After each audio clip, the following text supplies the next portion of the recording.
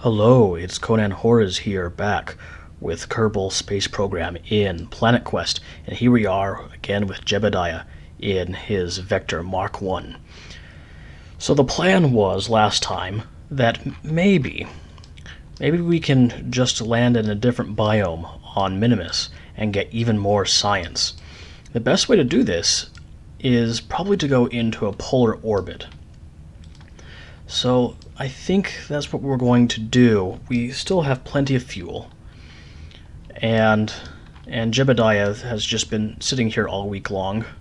Okay, not really, but it would be funny to think so. Anyway, he's ready to go and get back into orbit and do something. So he's going to lift off and go. Especially after Mission Control got all upset. Oh, he wants to point north, of course. After Mission Control got all upset that he was doing communion on one of Kerbin's moons. No, Jebidiah Kerbin did not perform any religious communion. He did not pull out a wafer and some wine and read from the Gospel of John. No, that was performed by Buzz Aldrin when he landed on the moon. Not by Jebidiah Kerbin. No, Jebidiah Kerbin is much more considerate than that. Anyway, back to getting into a stable orbit. So the big thing to worry about is saving as much fuel as possible. In fact, we're going to go into full throttle, which means a low orbit, but also reducing the risk of hitting a mountain. On Minimus, there are plenty of mountains. In fact, I think unless this gets perturbed too much, this will land in a different biome. But why risk it? Let's just land on the North Pole, and from the North Pole we can go in any direction that we need to go. It'll be easier to get back home and whatnot. Regardless of the movement of the moon in relative to Kerbin. Cool. I guess we don't really need we don't need that there, actually, now that I think about it. We're just going to hold retrograde and go. But yeah, Buzz Aldrin performing a religious ceremony on the moon. So that was something that they were asked not to do. Not to perform any religious ceremonies or get overly religious, because they were representing humanity, right? And they were supposed to be representing humanity on live radio and television. So he tried to be as good as he could about it. You know, he said, look, we got to the moon, look at this beautiful sight, thank whoever you think is appropriate to thank for this opportunity. And then he decided to pull out a wafer and some wine and read from the Gospel of John and then ate it. Yeah, probably not the best PR stunt in the world. Makes people angry, I can only imagine. Anyway, coming down on the North Pole, and I really want to watch my suicide burn distance. Again, I want to make sure that my suicide burn works out just right. Now, in the last episode, I was silly and I said, oh yeah, I bet that the suicide burn is oh shoot, what did I call it? I called it a unicorn of the scientific community. And that's kind of a silly phrase to say, a silly thing to say, because SpaceX has been doing perfect suicide boons. SpaceX has been doing perfect suicide burns for the last few months, maybe even a year now. They've really been doing well in getting their ascent stages back to a barge in the sea, which requires a very perfect suicide burn. Something that obviously I can't do in this simulation. But you know, I'm not a computer that was scripted to do it. Very carefully scripted, I might add. They've had a lot of problems with their ascent stages landing back on the barge, or anywhere else for that matter. They typically like to fall over and explode. Anyway, luckily we did not fall over and explode, so it's time to do some more science on the North Pole of Minimus. Cool. Get crew report and pop out and do an EVA report. Keep that. Take all of it and store all of it. And jump off and let's go. Let's get the show on the road, right? Oh, I forget how low the gravity on Minimus is. I always forget. And I start like trying to resist the same gravity that I might find on the moon. But it's embarrassing. Anyway, collect this data. And then touch down. Do an EVA report and take a surface sample as well. We're not going to leave another flag. One flag is just fine for this mission. Plus, I don't want to get this world just full of flags. That would be annoying, especially when I'm trying to find a specific mission in the tracking station. Anyway, it's time to head back home. And that means figuring out which direction to go.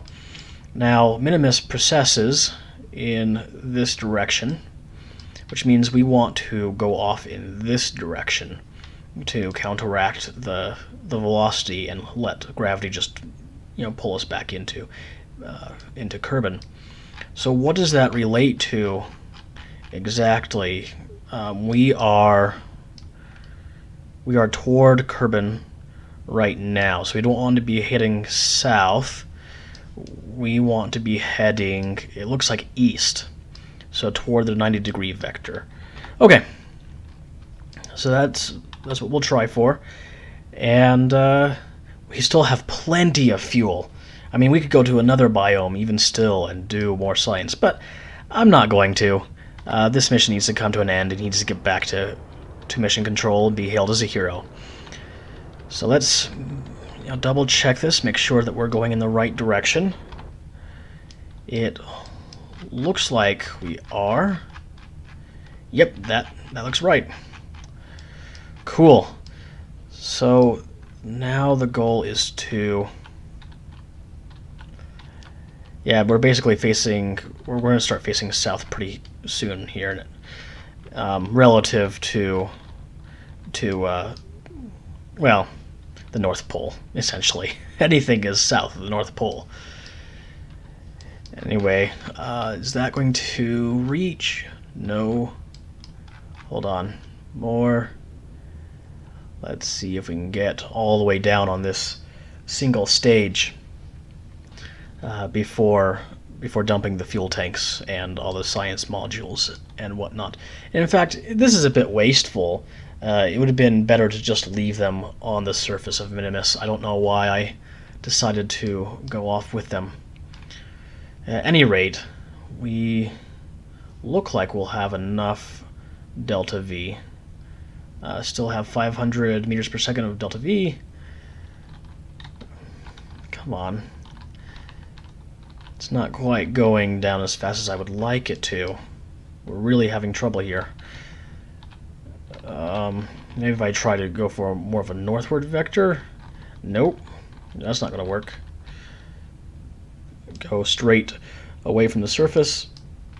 Again, we're having a lot of trouble. I'm going to have to do a maneuver node for this. So cut that engine and let's actually do a maneuver node. Oh yeah, well there's your problem, right? Just pull this down a whole lot. And that should, in theory, oh yeah, that gets us right inside. And that will match it up just fine. Cool. Yeah, 30 kilometers above the surface. So let's go for that. And then we'll Let's actually cast off this stage now. No reason to wait. So what I'm going to do is take this life support waste and pump it into these external containers. So the idea was that we would leave all of the waste that we produced on this mission on the surface of Minimus. That way we don't have to carry it back with us. Anyway, dump all that. And the engine is, of course, started from before. I was about to hit the stage button again. That would have been a disaster. We would have been stranded in space, and I would have cried. I think, more accurately, Jebidiah would have cried. I probably would have just stopped this series and pretended to have not existed. Anyway, bringing down the periapsis I want to get to 30 kilometers above the surface. That seems to be just about the right re-entry height. We're starting to raise up again. That's not good. I don't think 40 kilometers, which is what we're at right now, is going to actually... There we go. 27 kilometers. Yeah, I think at 40 kilometers I'll just skip out of the atmosphere, which would be annoying. Anyway, we'll time warp until we end up falling back to Kerbin. Oh no! This happens from time to time when you time warp too far. Luckily, we have plenty of life support remaining, and it looks like we're going to be doing another go-around. Shoot. That's really annoying. Are we getting something with the moon? No, no encounter with the moon. The computer thought we were for a second. I thought we were, but no. Oh, our periapsis was raised, though, so I guess we did get an encounter, technically, with the moon. So when we get back up here, we'll lower that periapsis. It's so nice I don't have to worry about my fuel evaporating, which is a real concern with real-life rockets. The fuels will evaporate, and especially when I'm carrying what would ostensibly be hypergolic fuel, which is invariably very toxic. Anyway, I think we're going to hit the atmosphere this time around and not make a mistake. That would be tragic. I mean, we have the life support to be able to do it, but Jebidiah wants to get home. He's hungry. Well, I guess not hungry, he has food with him, but he really wants to catch up on his TV shows, you know? Anyway, slowing down before we hit the atmosphere, point in a good direction, and open up the life support systems for the capsule itself, instead of relying on external life support systems. Separate the capsule and point in the right direction. There we go. Using the infinitely powerful reaction wheels inside the capsule that are completely unrealistic. Yeah, in real life there are many different types of reaction wheels, and none of them nearly as powerful as the reaction wheels that are in these capsules in the game. But, you know, again, this is just a game, so no reason to worry too much about it. Anyway, yeah, again, the thing that I'm worried about the most is bumping up out of the atmosphere, but it's starting to look... Yep, there we go. The periapsis is in the negatives. We're not going to be bumping back up into space, which is fantastic. So, yeah, well, okay, so going back to reaction wheels, right? Reaction wheels in real life become saturated as they're used. Well, some reaction wheels do. Other reaction wheels, well, it's complicated. It's very complicated.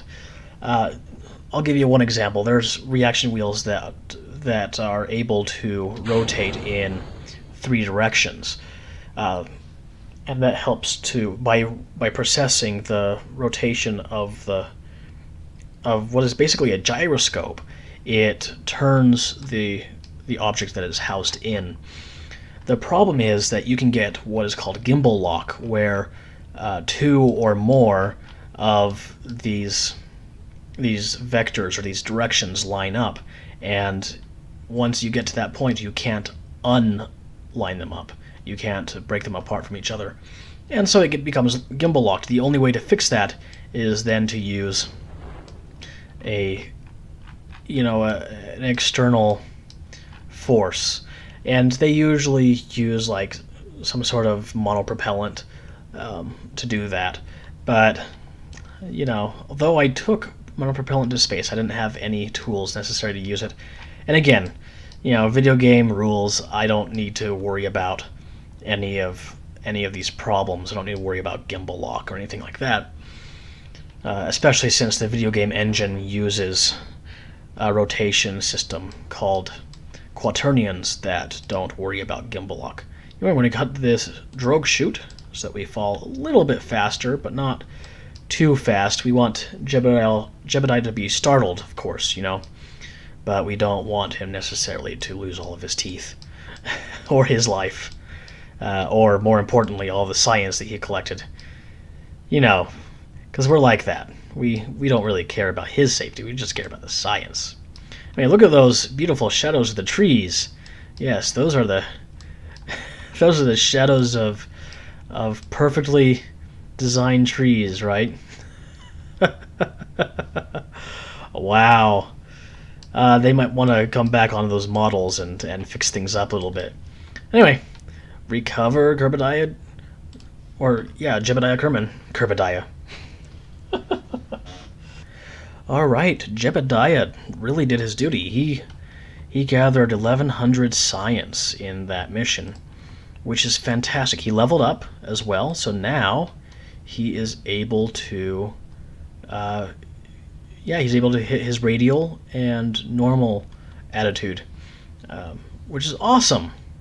Two different attitudes that he's able to maintain while in flight. Anyway, let's unlock some good science. We, of course, want more powerful rockets. We can get higher and higher into space and send probes farther out.